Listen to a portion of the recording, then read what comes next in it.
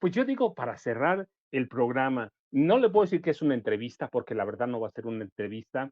El doctor Ángel Valderas, si sabe algo, sabe de números, ya lo escuché un par de veces a lo que significa esto que llaman sobrerepresentación. Entonces, por el tiempo, porque ya nos comió el programa, ¿qué les parece si lo saludamos, pero además nada más esta pequeña introducción y que nos haga la propuesta y cerrar, él siempre cierra con broche de oro, todo este entramado de lo que representa la llamada sobrerepresentación y cerramos con el programa y ya después platicaremos con él con todas las dudas que hay, pero ya lo escuché y la verdad es que para no dejar ninguna duda, doctor, ¿cómo estás? Estimado Paco, pues ya te vi desde la mañana, ¿eh? Te has echado todo y toda, has sacado toda el programa. Y pues invitando a la gente aquí de Sin Censura, siempre en este enorme esfuerzo de los medios alternativos, pues invitando al auditorio para que revisen el contenido de toda la semana de Sin Censura. Yo sé que no siempre podemos ver los programas en vivo. En muchas ocasiones, pues uno ve la mañanera o a rato quieres ver un resumen de la mañanera o ves una entrevista.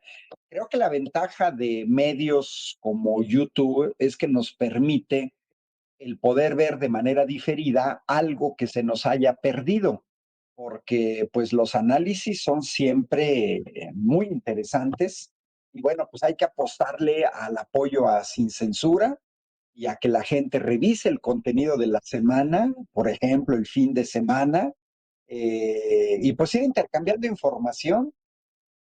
Mira, Paco, con respecto al tema que dices, yo creo que tú no eres abogado ni yo tampoco. Hay un sector, no sé si lo has ubicado, yo sé cuál es tu especialidad, los temas que trabajas. Yo mi especialidad es el sector energético, voy a estar en Puebla y en Veracruz hablando justamente sobre el tema del sector energético y la seguridad nacional. Pero en el caso de la reforma del Poder Judicial, va muy ligada a esta cuestión de la sobrerepresentación. Ahorita vi a alguien que mandó un super chat, es Eduardo Rivera, donde efectivamente él piensa o está pensando lo que varios estamos pensando.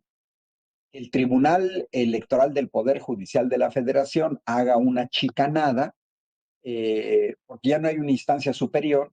También de ahí viene la necesidad de una reforma al Poder Judicial. Y mira, eh, yo acabo de escribir mi artículo ahorita para el Universal que se publica mañana y pues voy retomando un poco, pues porque estoy en charlas como esta, una entrevista, veo, platico con abogados, me llega información, o los que son constitucionalistas, algún trabajador del Poder Judicial, y vas juntando piezas de un rompecabezas, pero que se va haciendo cada vez más grande, que no tiene un punto final. Entonces, mira, yo quisiera sintetizar porque efectivamente, pues ya nos comió el tiempo, eh, en el sentido de que, mira, por ejemplo, me da risa, ¿no? Dice Gallo Mayor, el matemático chafa de Balderitas, no, ahí se ven. Mira, a veces la gente cree que uno no tiene formación, yo no tengo por qué estar aquí diciendo, ¿no? Pero mira, comentarios como este, yo le diría a Gallo Mayor, pues que yo estudié matemáticas en una de las universidades más prestigiadas de Italia, la Universidad de Padua, estatal de Padua, donde no cualquiera accede. Solo por dar dos datos, ahí enseñó Galileo Galilei. Yo estudié en el Instituto de Física también de la Universidad de Padua. Y ahí me tocó estar en la universidad en donde trabajaron los matemáticos que le resolvieron a Einstein los problemas matemáticos de la teoría de la relatividad. Y bueno, ya solamente termino. Mira, soy fundador de la Escuela de Matemáticas Aplicadas de la Universidad Autónoma de Querétaro. Ya, no le sigo más. Pero bueno, mira, con respecto a esto, no se requiere ser abogado. Mira, hay una parte, estuve observando un intento de boicot al foro que se llevó a cabo en Coahuila, en donde aparecen supuestos o reales trabajadores del Poder Judicial con una pretensión absurda, que solamente ellos pueden hablar del Poder Judicial, que solamente ellos, que los demás no. Si no eres abogado, no puedes opinar, lo que es una verdadera tontería, porque todos en mayor o menor medida hemos sido víctimas de las resoluciones del Poder Judicial. Puede ser a nivel individual o puede ser a nivel colectivo. Por ejemplo, a nivel sindical. Vale. ¿Qué tiene que ver esto con la sobrerepresentación? Todo, todo, Paco, porque si te das cuenta, el discurso de la derecha, a pesar de una derrota aplastante de la oposición, a pesar de que la doctora Claudia Sheinbaum, le ganó con 20 millones de votos a Xóchitl Gálvez, vimos que en un primer momento, ahí tienen sus instrumentos como Atypical TV, pero además gente como Guadalupe Loaesa, eh, queriendo descalificar la elección presidencial.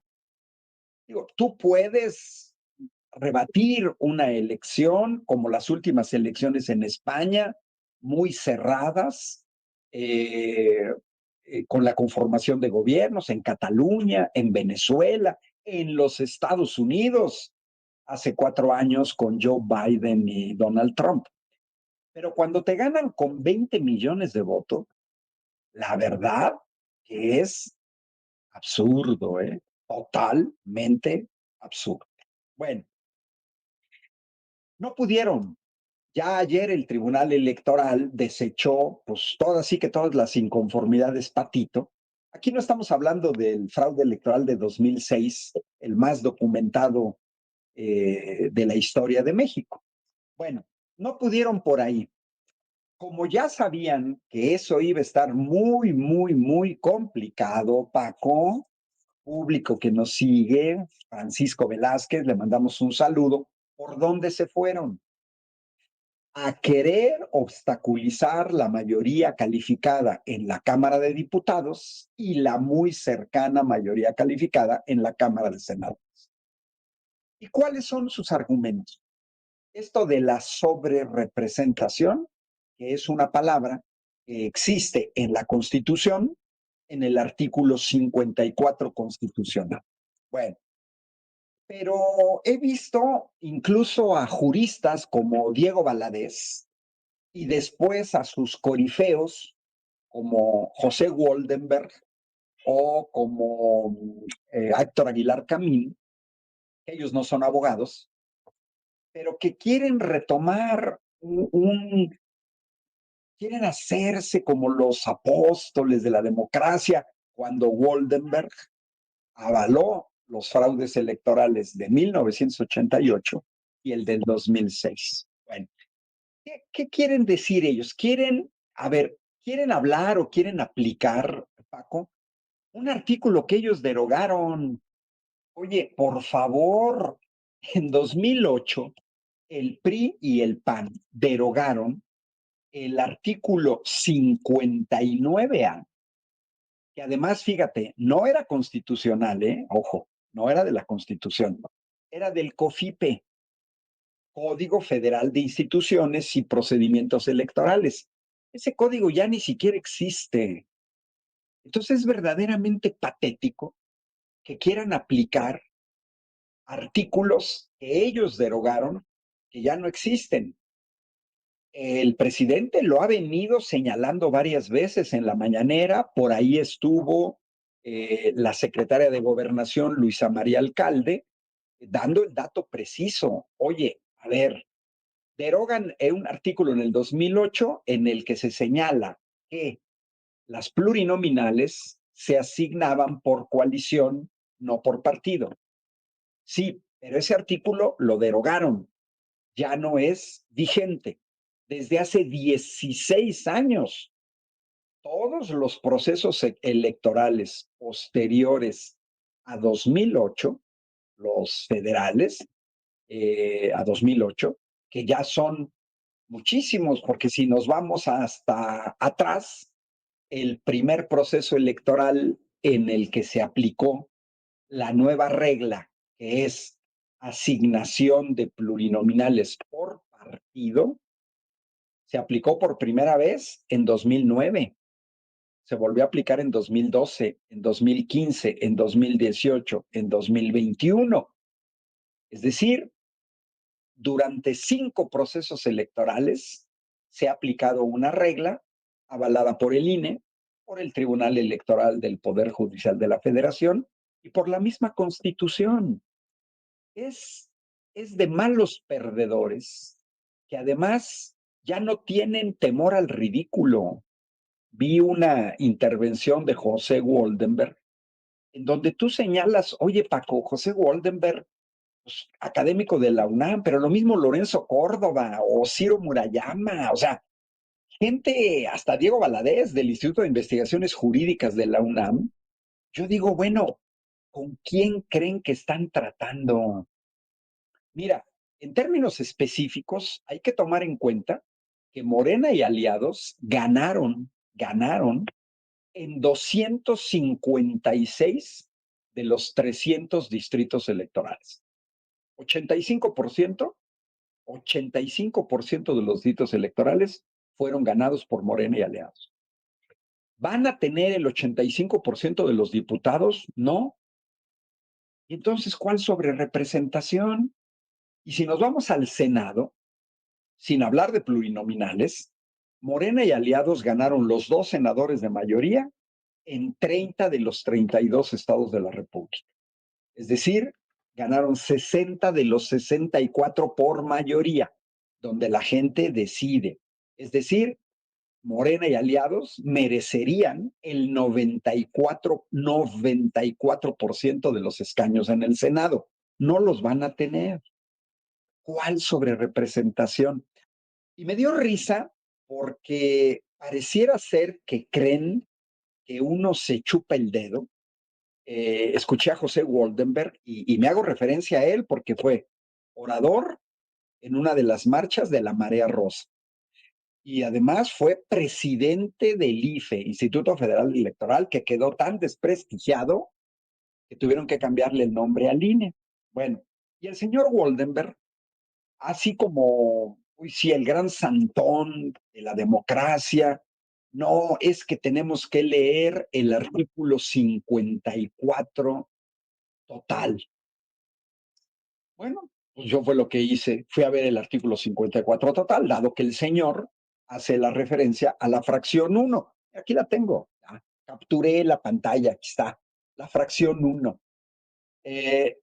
Yo como matemático, ¿no? A más allá de que el gallo no sé quién me descalifique, mira, en matemáticas somos expertos en el uso de lógica matemática, lo que implica un impecable manejo del lenguaje.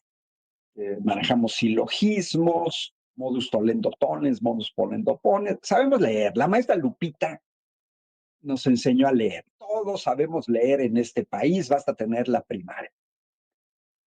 Y la fracción 1, que ahora están usando como otro argumento para la sobrerepresentación, dice, un partido político para obtener el registro de sus listas regionales, es decir, las plurinominales, deberá acreditar que participa con candidatos a diputados por mayoría relativa en por lo menos 200 distritos uninominales de los 300. Eso dice la fracción 1. Bueno, pues, pues ya muchos leímos la fracción 1. Y si yo tuviera aquí enfrente a Woldenberg, si nos aceptara un debate, pues yo le preguntaría, ¿y qué? ¿Y eso qué? Pues si lo que se está diciendo es para obtener el registro de las listas plurinominales. Paco, ese registro se dio en febrero de 2024. Febrero de 2024. Si algún partido político no hubiera cumplido con el requisito de la fracción 1 del artículo 54, simplemente no le hubieran sido aceptadas sus listas plurinominales. Febrero de 2024. Yo utilizo un término, no puedo decirlo aquí porque implica una grosería, de cuando me ha tocado tratar con abogados, que yo digo a pantalla, PNDJOS, así, penitentes, a pantalla penitentes, porque se sacan cosas de la manga como esta. Quieren interpretar algo que está muy claro escrito. Todo partido, todo partido presentó candidatos, no en 200, en 300 presentaron, pues cubrieron el requisito. Claro que sí cubrieron el requisito. Así es, cubrieron el requisito. Entonces, si se cubrió el requisito, ¿qué vienen ahora con cuentos a querer cambiar las reglas de manera retroactiva, queriendo aplicar reglas que ellos mismos cambiaron y que han venido utilizando? Bueno, mira, me tomé la molestia de ir a revisar, aquí lo tengo, los resultados de las elecciones de 2012, Cámara de Diputados y Cámara de Senadores, ¿no? Bueno, ¿y qué fue lo que descubrí de este análisis? Una cosa bien interesante de las elecciones de 2012. ¿Por qué tomé 2012? Porque en 2013 se da el Pacto por México, cambios constitucionales al artículo 27 constitucional para modificar la Constitución y abrir el espacio a contratos para grandes transnacionales extranjeras del sector energético. Bueno, ¿cuál fue la votación que obtuvieron PRI y Partido Verde, que fueron aliados en ese proceso? 38%. Esa fue la votación sumando las candidaturas donde el PRI fue solo, donde el Verde fue solo y donde fueron en coalición.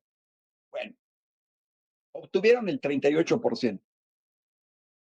Aplicando las reglas que modificaron el mismo PRIAN, el PRI y el Verde se llevaron el 48% de los diputados, 10 puntos más. ¿Violaron la Constitución? No, porque se habla de que para estar sobre representado se debe de tener 8% más de tu votación por partido. Y aquí tuvieron 10 puntos más, pero no como partido, como coalición. Es decir, ellos ya usaron esta figura de asignar las plurinominales por partido y no por coalición. En las elecciones de 2012, el Partido Verde obtuvo solito apenas el 1.4% de la votación.